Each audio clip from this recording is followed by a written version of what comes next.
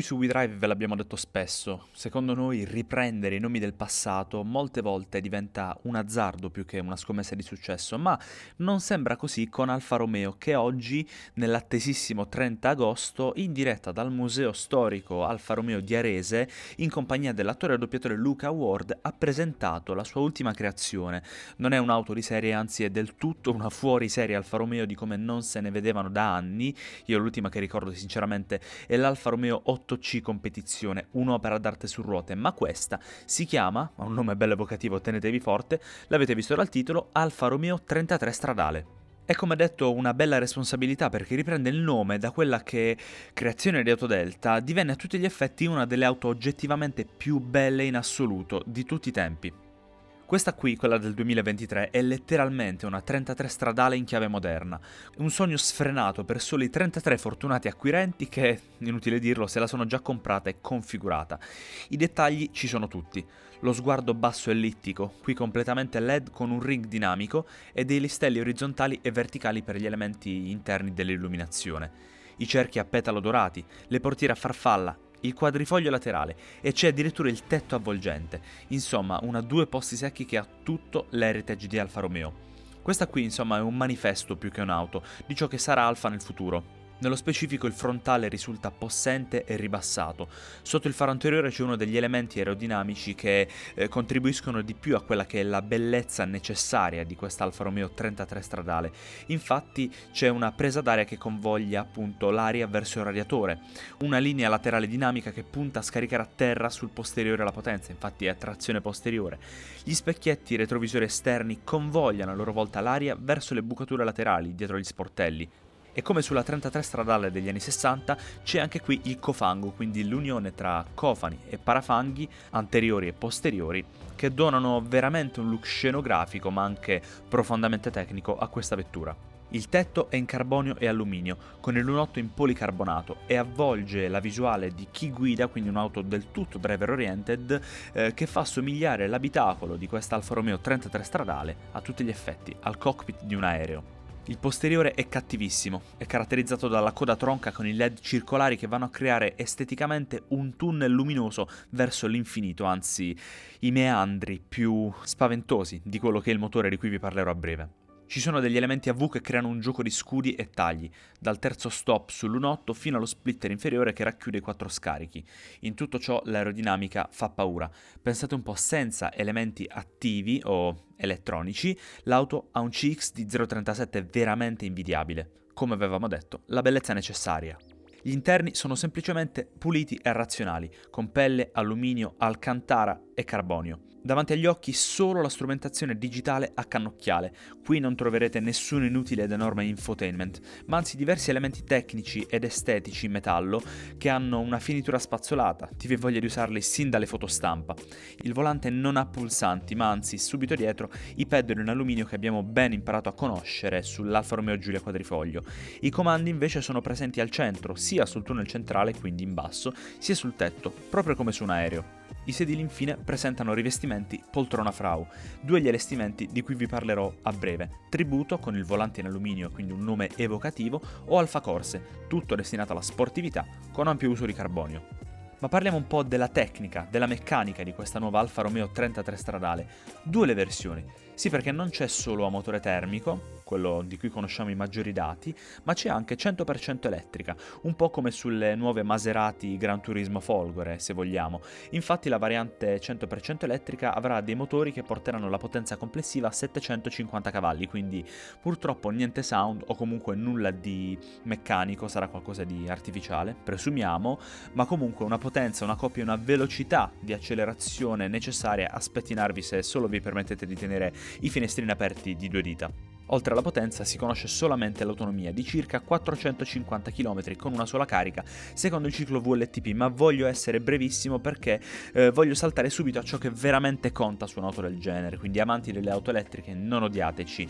Parliamo infatti della variante con il 3000 V6 biturbo da 620 cavalli. Il motore è soprannominato Nettuno, quindi preso in prestito dalle Maserati di stretta derivazione da quello presente sulle Alfa Romeo quadrifoglio di ultima generazione, abbinato al differente differenziale elettronico e ad un cambio autorapporti con doppia frizione. Questo V6 biturbo è montato in posizione centrale e longitudinale, garantirà un'accelerazione da 0 a 100 in 3 secondi e una velocità massima di 333 km/h. Nulla, come vedete, è lasciato al caso in questa 33 stradale. Le sospensioni saranno attive a doppio braccio, l'impianto frenante è un brake-by-wire Brembo con dischi carboceramici ventilati forati, con una pinza a 6 pistoncini all'anteriore e a 4 pistoncini al posteriore e la possibilità di configurarlo a livello di colorazioni secondo delle tonalità rosse, nere e gialle o anche personalizzate. Il telaio ad H è in alluminio, mentre la monoscocca è in carbonio. Un'auto, questa 33 stradale, che sarà quindi leggera ma allo stesso tempo rigida. L'assetto, pensate un po', è stato studiato in collaborazione con il pilota di Formula 1 Valtteri Bottas. Due le modalità di guida, strada o pista. La prima, quella più confortevole, con cui la vettura parte al momento dell'accensione, è appunto un po' più equilibrata, con delle chicche come ad esempio la regolazione dell'asse anteriore per poterlo rialzare e quindi evitare di andare a rovinare il sottoscocca se troviamo dei dossi, mentre la pista, quella più estrema, renderà la pedaliera più reattiva, le sospensioni irrigidite, donerà la massima potenza del motore, la massima velocità delle cambiate, appunto dello scarico a 8 rapporti a doppia frizione, ma anche lo scarico aperto, che nella modalità strada si apre solo oltre i 5.000 giri al minuto, e anche il traction control disinseribile. Tutta questa tecnica però non può rimanere da sola, ma anzi deve essere accompagnata dall'alta artigianalità di un'auto, anzi di un progetto del genere. Infatti tutti e 33 gli esemplari della Alfa Romeo 33 stradale 2023 verranno costruiti dalla carrozzeria Touring superleggera, quindi avranno dettagli e qualità semplicemente sartoriali. Nessun Alfa Romeo 33 stradale potrà essere uguale ad un'altra. Infatti c'è un nuovo programma di personalizzazione chiamato La Bottega, esattamente quindi come negli anni 50 e 60 i clienti, non solo di Alfa Romeo ma in generale delle case italiane, si rivolgevano con un telaio e un motore alle carrozzerie per far personalizzare o creare da zero delle vetture secondo i propri gusti.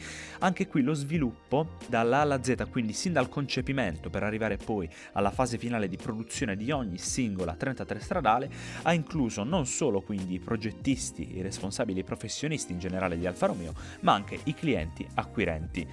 Siamo vicini praticamente a ciò che si vedeva negli anni 50 e 60 con i battilastra che creavano delle opere d'arte uniche e da concorso. Non temete però, perché l'inclusione dei clienti nel concepimento della 33 stradale non potrà essere libera e sfrenata. Non ci troveremo dinanzi a esemplari verniciati di viola con interni rivestiti in chiazze di mucca, quindi nero e bianco, o delle plance che contengono acquari o banconote di dollari. No, c'è uno specifico comitato presieduto dal CEO di Alfa Romeo Jean-Philippe Imparato, chiamato Comitato 33, che approverà le personalizzazioni una ad una solo se rispetteranno l'heritage di Alfa Romeo. Parliamo quindi di quali sono le personalizzazioni.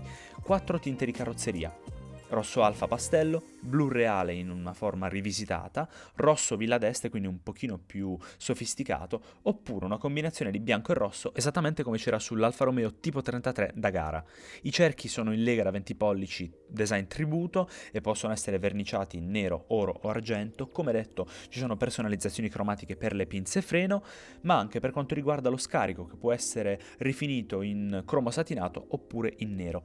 A livello di personalizzazione interna, l'attributo, come detto, è un omaggio all'iconicità della 33 stradale del 67 e quindi avrà interni in colorazione biscotto e ardesia, mentre negli allestimenti Alfa Corse i rivestimenti interni saranno nero, rosso e nero oppure blu e nero. Ultimo dettaglio di questa Alfa Romeo 33 stradale, di cui non conosciamo il prezzo ma che di sicuro supererà il €1.000.000, la personalizzazione che passa anche attraverso il numero del telaio, una vera e propria firma del cliente nelle ultime 8 cifre del VIN number, che andrà quindi a certificare l'originalità e l'unicità di ogni Alfa Romeo 33 stradale, con delle specifiche targhette che verranno poste su telaio, motore termico o motori elettrici, cambio oppure batteria per le versioni EV e anche per la monoscocca. Ora vogliamo sapere da voi quelli che sono i vostri pensieri riguardo questa Alfa Romeo 33 stradale, che noi crediamo essere già un'icona dei tempi moderni, esattamente come qualche anno fa lo è diventata l'8C competizione. Se questo video vi è piaciuto lasciateci un like, iscrivetevi al nostro canale, cliccate sul campanello per non perdervi tutti gli aggiornamenti e seguiteci non solo qui su YouTube ma anche su tutte le piattaforme che vi possano venire in mente, che condividono tra l'altro il nome con il nostro sito internet, dove trovate tutti gli approfondimenti e gli articoli a 360 gradi dal mondo dei motori a 4 ma anche a 2 ruote. Il nome è semplicissimo: wedrive.tv.